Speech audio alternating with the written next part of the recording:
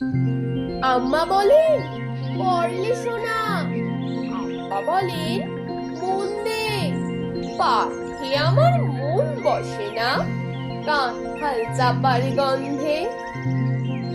আমার কেবল ইচ্ছে জাগে নদীর কাছে থাকতে, মুকুল ডালে লুকিয়ে থেকে পাখির মতো ডাকতে। সবাই যখন ঘুমিয়ে পড়ে কর্ণফুলীর কুড়িটায়, ভরা ওই চাঁদের বাটি ফেরেশতারা উল্টায়।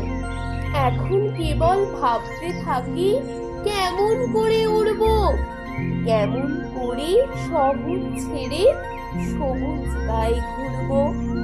তোমরা যখন শিখছো পড়া মানুষ হওয়ার জন্য, আমি না হয় পাখি হব, পাখির মতো বন্য।